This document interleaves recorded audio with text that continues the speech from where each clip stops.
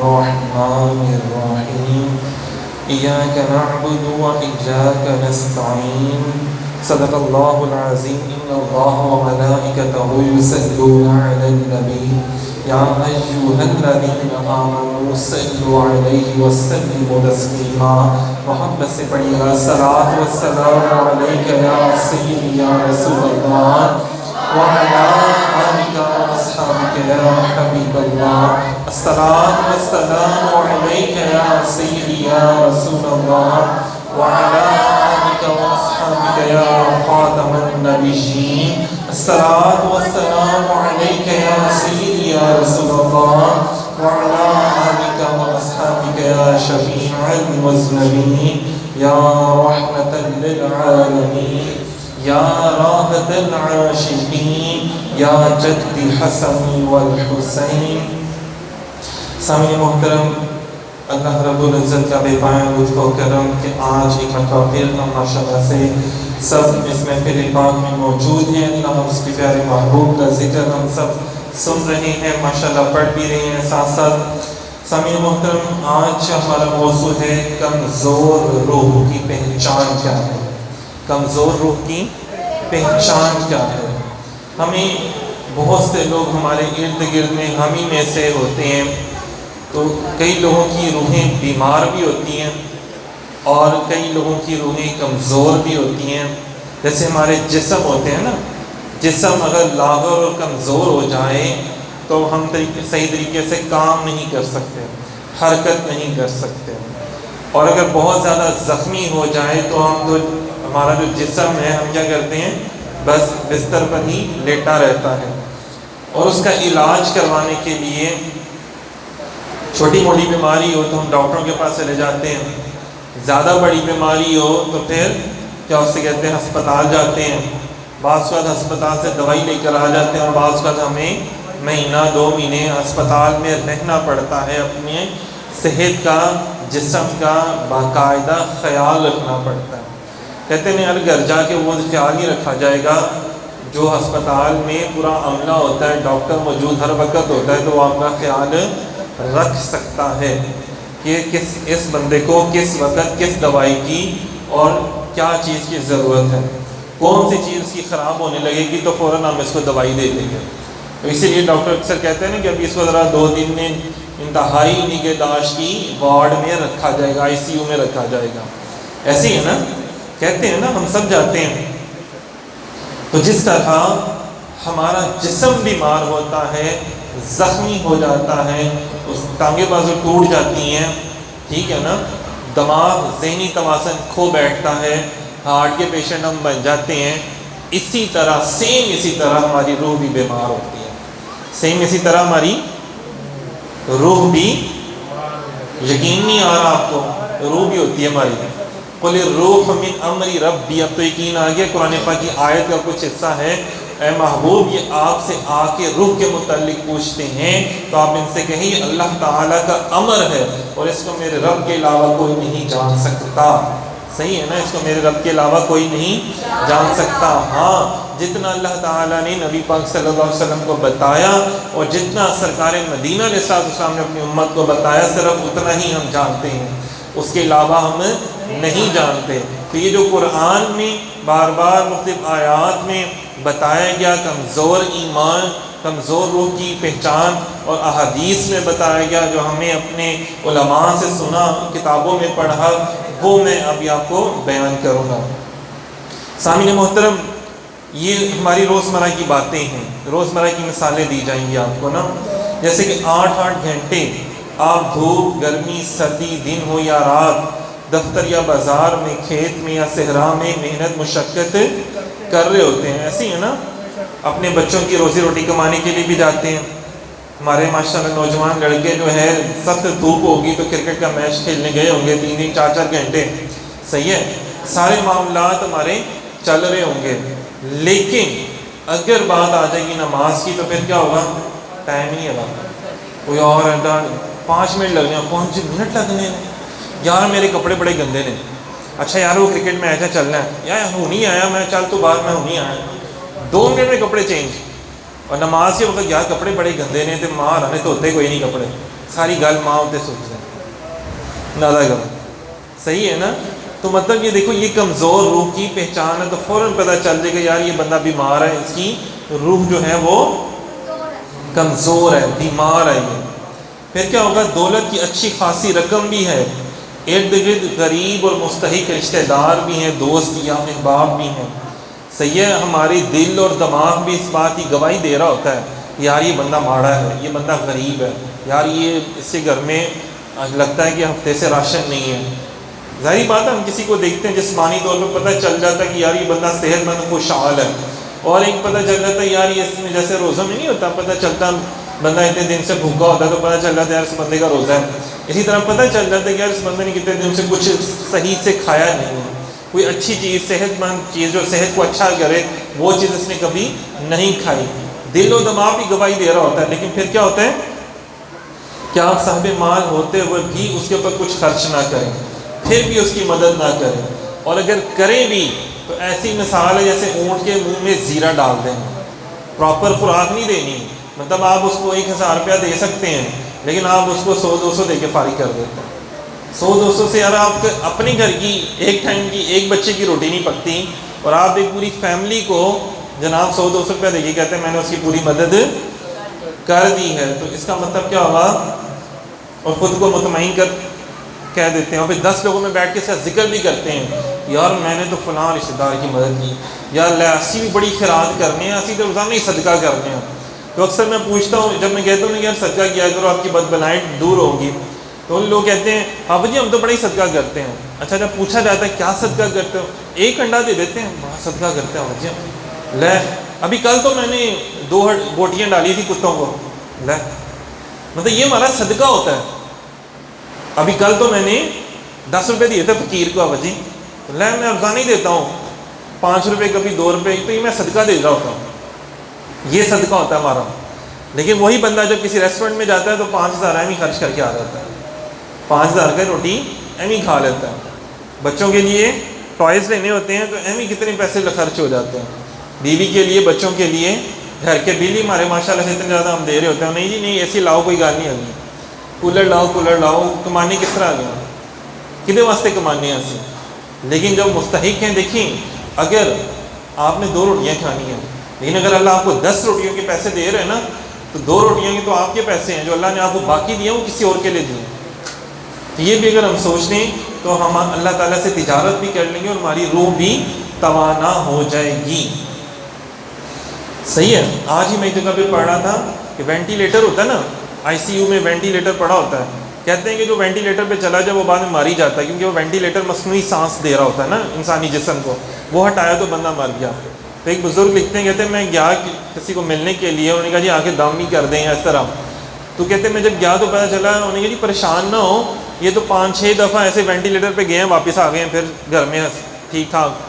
کہتے مجھے بڑی جستجو ہوئی، تو میں نے کہا یار میں اس بندے سے پوچھوں تو صحیح، اگر اب یہ وینٹیلیٹر سے باہر آیا تو پوچھوں گا کہ یار یہ کیا ماجرا ہے، لوگ تو ایک دفعہ وینٹیلیٹر پہ جائیں تو دوبارہ صحیح نہیں ہو پاتے، تو لگتا ہے اس کی روح مضبوط ہے، جسم چاہے کمزور ہے لیکن روح مضبوط ہے۔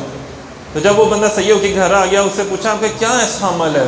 انہوں نے کہا اور تو کبھی نہیں، کچھ نہیں ہے، لیکن میں صبح جب اٹھ کے فجر کی نماز سے باہر جاتا ہوں تو پرندوں کو اور جو مستحق لوگ ہوتے ہیں ان کی مدد کرتا ہوں، ان کو کھانا کھلاتا ہوں، پرندوں کو، جانوروں کو دانہ ڈالتا ہوں صبح کے ٹائم، اور جو مستحق لوگ ہوتے ہیں خود جا کے ان کے گھر میں راشن دے کر آتا ہوں، خود جا کے ان کی مدد کرتا ہوں۔ تو پتہ چل گیا کہ جو اللہ کے بے زبان جانوروں کی مدد کرتا ہے اور ایسے جو لوگ ہیں جو سفید پوش لوگ ہیں ان کی مدد کرتا ہے، تو پھر وہ کیا ہوتا ہے، وینٹیلیٹر پہ ایسا کچھ نہیں کر سکتا، پھر وہ بندہ ٹھیک ہو جاتا ہے۔ حالانکہ وینٹیلیٹر پہ چلا جائے تو بندہ وہاں پہ واپس گھر نہیں آتا، آسمان بھی جاتا ہے۔ تو یہ دیکھیں، یہ مضبوط روح کی پہچان ہے، اس کی روح مضبوط تھی نا۔ پھر اسی طرح اللہ نے آپ کو سب کچھ دیا ہے، اگر بے حساب نہیں تو بہت کچھ ضرور دیا ہے، مگر آپ 10 دن مری ماشاءاللہ چلے جاتے ہیں، 15 دن لوگ دبئی چلے جاتے ہیں، یورپ کا ٹور لگاتے ہیں، تب کوئی نہیں کہتا یار تسی بڑے پیسے خرچ کر لیتے ہیں، تھوڑے کول بہت ہی پیسہ آ گیا، چھڈو مری نہیں جاندے ایسا نہیں یار جانا مری، یورپ کا ٹور نہیں کرتے ہیں، جو جتنا امیر ہوتا ہے وہ اتنا زیادہ آگے جاتا ہے نا۔ لیکن جب بات آتی ہے حج اور عمرہ کرنے کی کہ یار عمرہ بھی کر رہا ہو، حج تو تمہارے اوپر فرض ہے نا، زندگی میں ایک دفعہ، یورپ میں ہر سال جا رہے ہوتے ہیں، حج سے زیادہ پیسے یورپ جانے میں لگتے ہیں، آپ کو پتہ ہے، لیکن جب حج کی بات آتی ہے نہیں یار پیسے بڑے ہو گئے نا، حکومت نے بڑے پیسے اڑا چلے، ایس دفعہ سے 10 لاکھ کا ہو گیا، اور جب یورپ کا ٹور لگاتے ہیں وہ 50 لاکھ کا ہوتا ہے، وہ سستا لگ رہا ہوتا ہے، صحیح ہے نا؟ دوسرے شہروں میں دبئی میں تو ہم ہی گھوم کے آ جاتے ہیں، مری میں تو ہم ہی پیسے لگا کر آ جاتے ہیں، اتنے پیسوں میں ایک عمرہ بھی ہو جاتا ہے، اور نہیں یار کی چھٹو ہم ہی پیسے ضائع کرنے عمرہ کرنا، پھر بڈھے ہو گے چٹی داڑھی آئے گی تو کروا گے جا کے، مرن لنگا کے تو چلو بچے کرا دیں گے کوئی گل نہیں چھٹو پر، پھر یہ ٹائم نہیں ہوگا، اب کیا ہے پیسے کس پہ خرچ ہو رہے ہیں؟ دبئی کے ٹورس پہ، مری کے ٹورس پر، ناران کا وہاں جانا ہے، تو مطلب یہ کیا ہے؟ اگر آپ کا حج اور عمرہ کرنے کو دل نہیں کر رہا، ادھر ادھر گھومنے پھرنے کو عیاشی کرنے کو دل کر رہا ہے، تو اس کا مطلب ہے اس بندے کی روح کمزور ہے۔ ایک بندہ جو سکون کہتا ہے نا، موسیقی روح کی غذا ہے، تو لوگ تو موسیقی سنتے ہیں تو ان کو سکون نہیں آتا، فلمیں دیکھنے جاتے ہیں سکون نہیں آتا، پیسہ کما لیتے ہیں پیسے کی دوڑ میں لگ جاتے ہیں، 10 روپے کمایا 10,000 کی دوڑ ہے، 10,000 کما لیا 50,000 کی دوڑ ہے، 1,00,000 کی دوڑ ہے، سکون نہیں آ رہا۔ اللہ پاک کی بارگاہ میں حاضر ہوتے ہیں، پوچھتے ہیں، اللہ پاک فرماتے ہیں الا بذکر اللہ تطمئن القلوب، تمہارے دلوں کا جو سکون ہے وہ اللہ کے ذکر میں ہے، اور دل کا معاملہ روح سے ریلیٹڈ ہے، جب روح مضبوط ہوگی تو سکون آئے گا، جب روح زخمی کر لیں گے آپ اپنی عیاشیاں کر کر کے اور فضول خرچیاں کر کر کے، جب آپ اپنی روح کو زخمی کر لیں گے تو زخمی چیز کو کبھی بھی سکون نہیں آتا، اس کو جب تک اس کی دوائی نہ دی جائے، مرہم پٹی نہ لگائی جائے، اور مرہم پٹی کیا ہے؟ اللہ کا ذکر ہے، الا بذکر اللہ تطمئن القلوب، اطمینان سکون کیا ہے دلوں کا؟ وہ اللہ کا ذکر ہے۔ سامعین محترم، قبرستان کے پاس سے ہم سب گزرتے ہیں نا، اگر ہم قبرستان کے پاس سے گزریں اور ہنسی مذاق کرتے ہوئے گزر جائیں، قبرستان کے پاس سے گزریں، قبرستان والوں کو کچھ سال ثواب بھی نہ کریں، اور کہیں وہ نہیں چھٹو یار کی جو نا مار گیا تو مار گیا، ہمیں تو اپنے باپ دادا کی قبر کا بھی نہیں پتہ ہوتا نا کچھ عرصے کے بعد، جس کو نہیں پتہ ہوتا باپ دادا کی قبر کا، اور جو یہ کہتا ہے کہ یار چھٹو کی قبرستان سے جانا ہے، کتنے ہو چلنے ہیں، اندازہ کر لو یہاں پہ سب لوگوں کو مسئلے مسائل بڑے یاد آ جاتے ہیں، لیکن بازاروں میں جاتے وقت کوئی مسئلے مسائل نہیں یاد آتے، تو اس کا مطلب ہے جس کو ایسی جگہوں پہ جانا برا لگتا ہے، قبرستان میں جانا، تو اس کا مطلب ہے اس کی روح جو ہے وہ بہت کمزور روح کا مالک ہے۔ جس کی تگڑی روح ہوتی ہے نا، جس کی روح میں نور ہوتا ہے، آپ کو پتہ ہے جہاں تک آپ سورہ فاتحہ سورہ اخلاص پڑھتے ہو آپ کی آواز جاتی ہے، وہاں تک اللہ تمام قبرستان والوں پر رحمتوں کی بارشوں کا نزول فرما دیتا ہے۔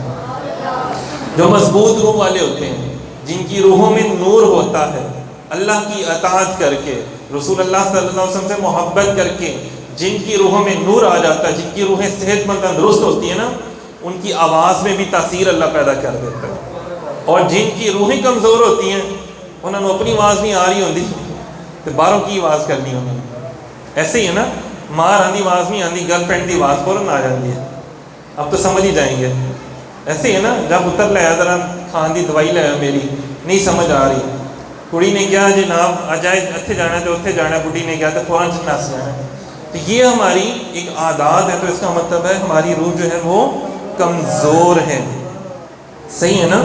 جبکہ بزرگان دین کا معاملات یہ رہے ہیں کہ وہ اپنا قبرستان میں وقت گزارا کرتے تاکہ وہاں پہ جا کے عبرت حاصل ہوتی ہے، انسان کو عبرت حاصل ہوتی ہے، آنسو نکلتے ہیں، اللہ کی یاد میں آنسو نکلتے ہیں، جب آنسو نکلتے ہیں تو وہ آنسو جو ہیں وہ آپ کی روح کو پاکیزہ بنا دیتے ہیں، وہ آپ جو روح کی صفائی ہے نا وہ آنسوؤں سے ہوتی ہے، جو اللہ کی یاد میں ہو، رسول اللہ صلی اللہ علیہ وسلم کی محبت میں ہو، حضور کی آل کی محبت میں جو آنسو نکلیں گے، وہ صحابہ کرام اولیاء کرام کی تو ہم باتیں جب پڑھتے ہیں تو پتہ چلتا ہے ان کے جو آنسو نکلتے تھے وہ اپنے چہرے پہ مل لیا کرتے تھے، اندازہ کریں ابو الحسن خرقانی رحمۃ اللہ علیہ بہت بڑی ہستی گزرے ہیں، وہ جب روتے تھے بہت زیادہ اللہ کی یاد میں روتے تھے، تو محمود غزنوی کے بارے میں بڑا مشہور ہے نا کہ اس سے مطلب اتنے بڑے بڑے اس کی فتوحات ہوئی اس کی، تو ایک فتح اس کو نہیں ہو رہی تھی، تو اس کے بارے میں بڑا مشہور تھا کہ یار اس کو بڑی فتح ہوتی ہے سب کچھ، لیکن ایک علاقہ جو تھا، جو بعض روایات میں آتا ہے کہ سومناتھ کا مندر کا علاقہ تھا یا اور ایسا علاقہ تھا جو فتح نہیں ہو رہا تھا،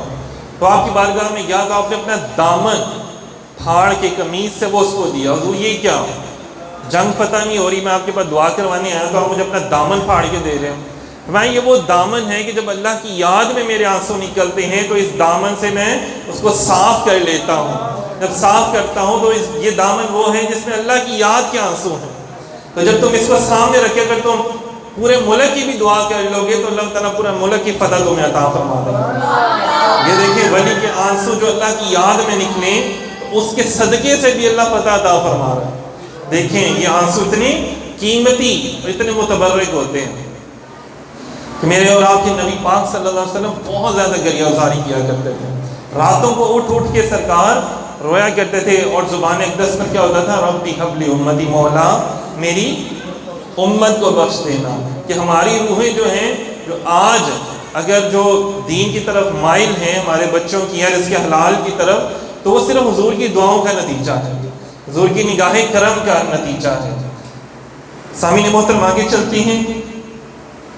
اگر عام کی محفل میں کسی کے ساتھ زیادتی ہو رہی ہو اور اس زیادتی کو روکنے کے لیے آپ کا کسی نہ کسی درجے میں بس بھی چلتا ہو، مطلب آپ اس کو روک سکتے ہیں، آپ کا بس چلتا ہے آپ اس کو روک سکتے ہیں، لیکن اگر آپ اس کو نہیں روکتے ہیں تو اس کا مطلب ہے آپ ایمان کے بہت نچلے والے درجے میں ہیں اور آپ کی روح جو ہے نا بڑی کمزور ہے. ہمارے یہاں پہ لوگ روک سکتے ہیں نا، لڑائی ہو رہی ہوتی ہے، پھڈے ہو رہے ہوتے ہیں، لوگ کوئی روکتا ہی نہیں. خاندانوں میں لڑائیاں ہو رہی ہوتی ہیں، کوئی روکتا ہی نہیں ہے، وہ لڑتے پہنے لڑو سانوں کی لڑو مرو. حالانکہ حضور صلی اللہ علیہ وسلم نے فرمایا کہ جو بندہ دو لوگوں کو آپس میں ملاتا ہے وہ اللہ کو بڑا ہی پسند ہے. امام حسن رضی اللہ تعالیٰ کے بارے میں حضور فرمایا کرتے تھے میرا یہ بیٹا دو، اس بیٹے کی وجہ سے ہزاروں مسلمانوں کی جان جو ہے وہ خون بہانے سے بچ جائے گی اور یہ بڑے بڑے فیصلے کریں گے. اور ایسے ہی ہوا ہے، حضرت امام حسن رضی اللہ تعالیٰ عنہ نے بڑے بڑے فیصلے کیے، خون ریزی کو بچایا انہوں نے. اسی طرح ہم لوگ پڑھتے ہیں جب صحابہ کرام کی باتیں، اہل بیت کی باتیں، امام حسین پاک رضی اللہ تعالیٰ عنہ دیکھ لینا، اب جنگ کے لیے نہیں نکلے، سب کو نہیں لے کے نکلے، پتہ تھا کہ ان کو دشمنی صرف مجھ سے ہے، تو آپ روکنے کے لیے نکلے کہ نہیں بھائی برائی کی طرف نہیں جانا، اندازہ کر لیں. تو یہاں پہ دیکھ لیں کہ کتنا بڑا مقام ہے نا کہ برائی کو اگر آپ ہاتھ سے روک سکتے ہو تو ہاتھ سے روکو. دوسرا مقام کیا ہے، زبان سے روک سکتے ہو تو زبان سے روکو، جو میں نے ابھی بات کی. اور تیسرا کم ترین درجہ جو ہے وہ یہ ہے کہ کم سے کم دل میں تو برا جانو. اور اس کے بعد کیا ہوتا ہے، کیا ظالم کے ساتھ ہی کھڑے ہو جاتے ہیں پھر لوگ، ظالم کے ساتھ ظلم کرنے میں اس کا اگلا درجہ تو یہی ہے نا، وہ خود ظالم بن جاتا پھر. تو امام علی مقام نے پہلا درجہ اپنایا ہاتھ سے روکنے کا، مطلب کہا کہ نہیں بھائی میں تیرے بیعت نہیں کرتا، میں کسی برے کام میں تیرے ساتھ شریک نہیں ہوں. لیکن باقی جو لوگ تھے، باقی سب لوگوں نے کیا کیا، کسی نے دل میں برا جانا اور کسی نے زبان سے برا کہا کہ یار ہاں وہ برا ہے، لیکن ہاتھ سے میدان عمل میں اتر کر کسی نے برا نہیں کہا. سامعین محترم، آج بھی ہمارے ایسے لوگ ہیں کہ ہمارے یہاں پہ برائیاں ہو رہی ہوتی ہیں، ہم نہیں روکتے، چاہے اس بندے کی داڑھی ہو، چاہے وہ نمازیں پڑھتا ہو، چاہے وہ خاتون جتنی بھی تسبیحاں پڑھتی ہو، چاہے وہ کچھ بھی کرتا ہو. تسبیح، ٹوپی، داڑھی یہ بڑی کامیاب زندگی کی پہچان نہیں ہے، یہ کوئی ولی ہونے کی نشانی نہیں ہے.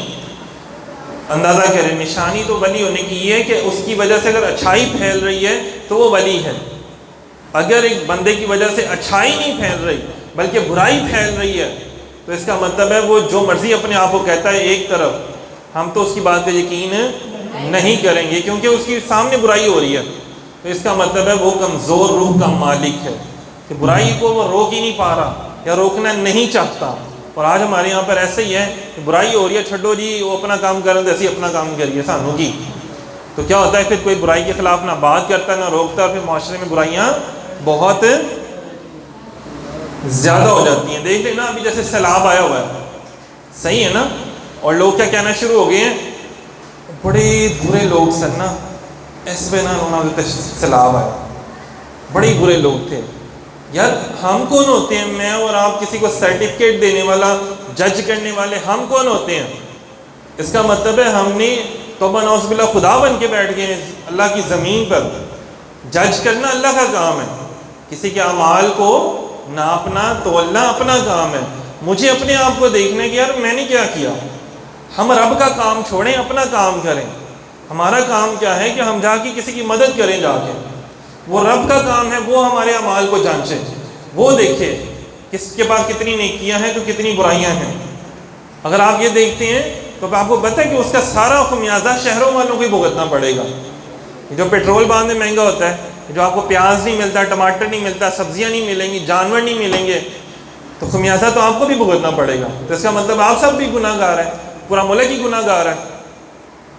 یقین جانے جب ہم استغفار اور کرنا چھوڑ دیتے ہیں, بے حس ہو جاتے ہیں, تو پھر ہمارے معاملات خراب ہوتے ہیں. یہاں بھی یہ دیکھا جا رہا ہے اور ممالک میں تو قرآن پر عمل کیا جاتا ہے. قرآن پاک میں ہے نا, مطلب احادیث میں صحابہ کرام بھی بانٹ دیا کرتے تھے. مہاجر جب گئے مدینہ پاک تو آدھی چیزیں دے دی, آدھا گھر دے دیا. اور ہمارے یہاں پہ سیلاب آ رہا ہے تو لوگ گھر کی گندی غلیظ چیزیں, کپڑے دے رہے ہیں ان کو.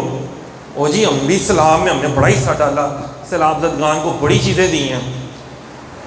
اور جو گندی چیزیں دے رہا ہے اس کا مطلب ہے اس کی روح جو ہے نا بڑی کمزور روح کا مالک ہے. وہ اپنے گھر کا کوڑا کرکٹ نکال کے, یار ایسی دیکھ رہے ہیں 5,000 خرچ کر لیا اور جگہوں پر, کھانا کھانے چلے گئے, ایمی شادی بیاہ پہ اتنے پیسے اجاڑ دیے.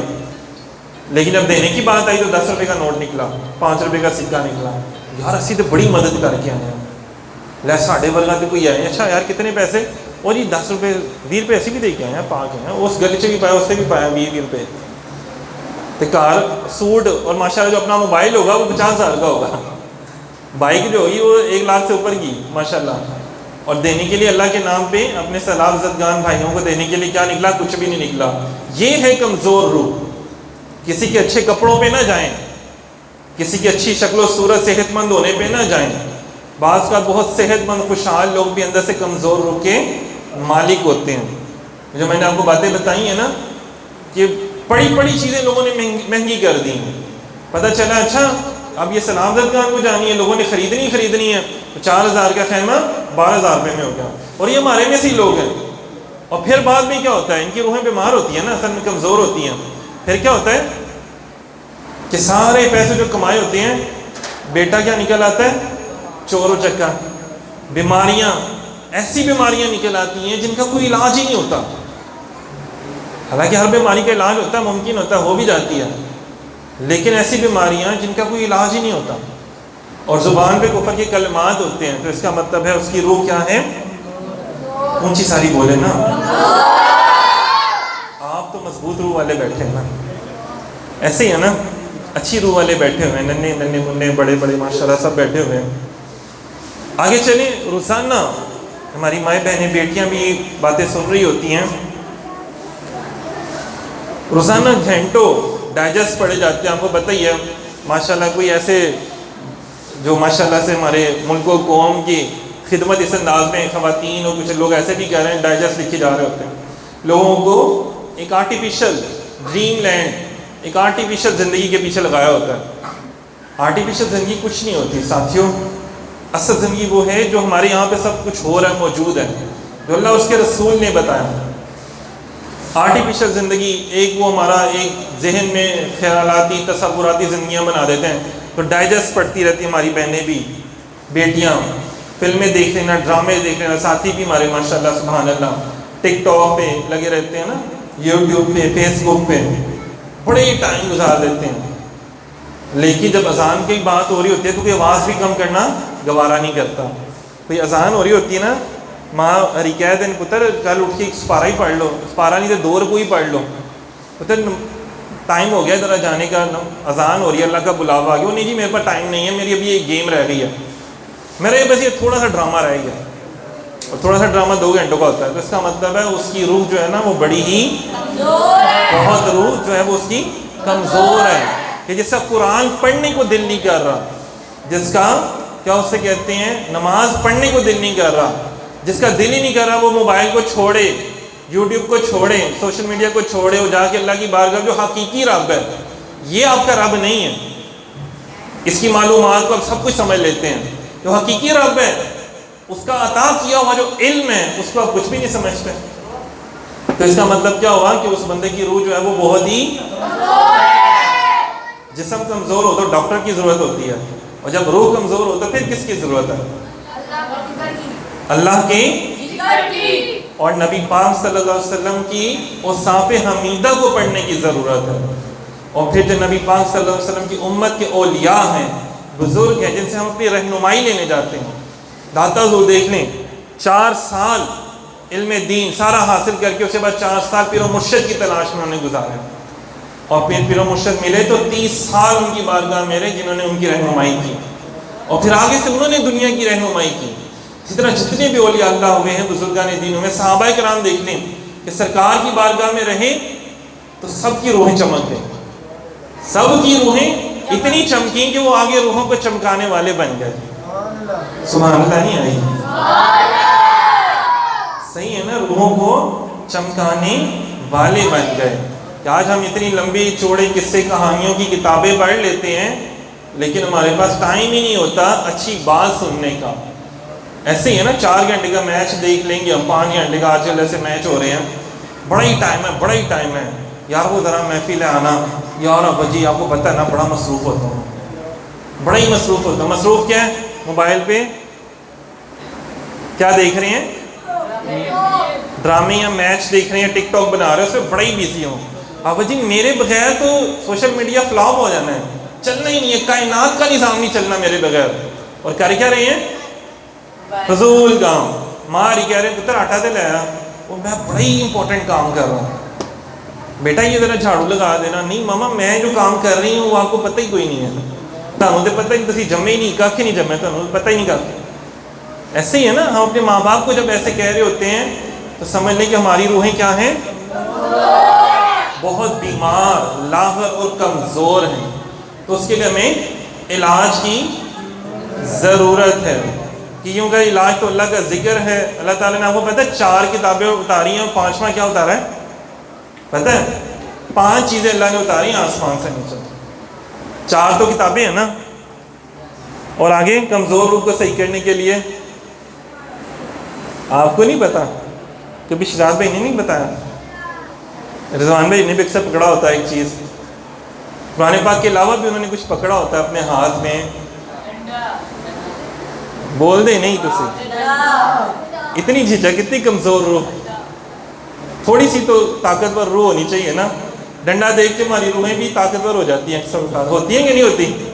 پڑھنا آ جاتا ہے نا، پھر نعت بھی پڑھنی آ جاتی ہے، سبق بھی یاد ہو جاتا ہے. ہوتا نہیں؟ آوازیں نہیں نکل رہی کسی کی. مولا بخش کا جو نام سن کے ساری چپ ہو جاتے ہیں. مولا بخش کی دیکھ لو کتنی دہشت ہوتی ہے. صحیح ہے نا. تو 4 تو کتابیں نازل ہوئیں، 5واں یار آپ لوگوں کو میری بات مذاق لگ رہی ہے. غزوہ بدر میں کیا چلا تھا؟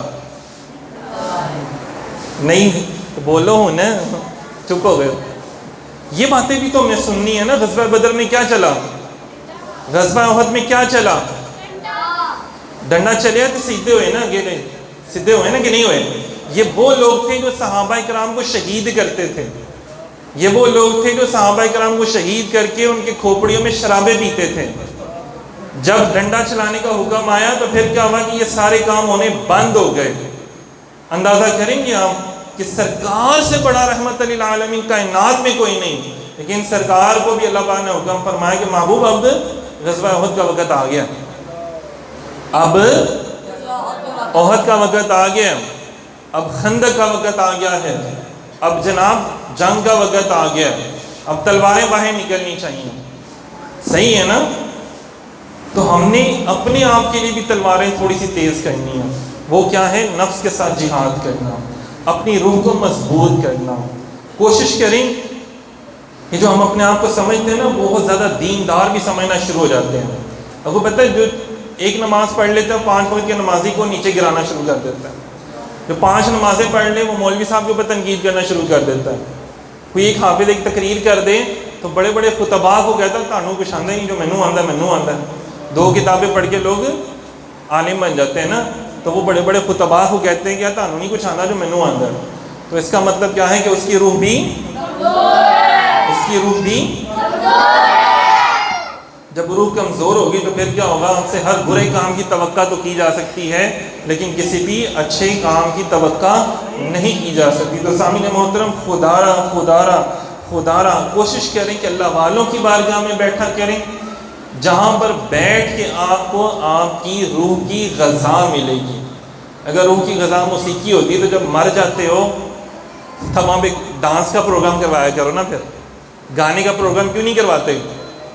جتنے گانے والے بھی فوت ہوتے ہیں ان کے بھی چہلم ہو رہا ہوتا ہے، ان کے بھی قبروں پہ جا کے ان کو فاتحہ خوانی یا ان کا نماز جنازہ پڑھنے کے لیے قاری صاحب بھی آ رہے ہوتے ہیں، مطلب اللہ کا کلام پڑھا جا رہا ہوتا ہے، رسول اللہ صلی اللہ علیہ وسلم پر درود و سلام پڑھا جا رہا ہوتا ہے۔ تو مطلب کیا ہوا؟ یار اس کی روح کو غذا مل جائے گی۔ کوئی عذاب ہونا ہوا تو جب تلاوت کریں گے تو عذاب بھی دور ہو جائے گا۔ بڑی بے شمار احادیث ہیں، موجود ہیں کتابوں میں۔ کبھی کسی حدیث پاک میں ہم نے یہ نہیں سنا کہ یار یہ مر گیا تو یہاں پہ نا ڈانس کا پروگرام ہونا چاہیے، یا ادھر تو گانے ہونے چاہیے، لے آتے تھے میچ ہونا چاہیے، مر گیا۔ تو اس کا مطلب ہے ہماری روحیں جو ہیں بڑی کمزور ہو گئی ہیں۔ تو مجھے آپ کو ہم سب کو ضرورت ہے روح کو مضبوط کرنے کی۔ تو الا بذکر اللہ تطمئن القلوب۔ اور دوسری بات کہ جس طرح ظاہری طور پہ ہمیں ڈاکٹر کی ضرورت ہوتی ہے، اسی طرح روحانی کمزوری کو بھی دور کرنے کے لیے رہبر، رہنما، پیر و مرشد، استاد کی ضرورت ہوتی ہے۔ کبھی ہم نے اسکول کے استاد کو گالیاں دیتے ہوئے سنا؟ نہیں سنا۔ یونیورسٹی کے استاد کو گالیاں دیتے ہوئے ہم نے نہیں سنا۔ کبھی کسی نے کہا کوئی پروفیسر ڈیش ہے، کوئی لیکچرار ڈیش ہے، کوئی استانی جی ایم ہی ہے، فلان ٹمکان ہے۔ تو یہ روح کی کمزوری ہے کہ جو دین سے ریلیٹڈ کوئی بھی چیز ہوتی ہے تو ہم اس کو برا کہنا، اپنا حق سمجھنا شروع ہے۔ اور مولوی جی ہم ہی کر دینے، اور سارے پیر خراب ہونے نا، ڈبا پیر ہونا، چھڈو پرا کی تو صرف پیچھے لگے۔ تو ان لوگوں کی روحیں کیا ہیں؟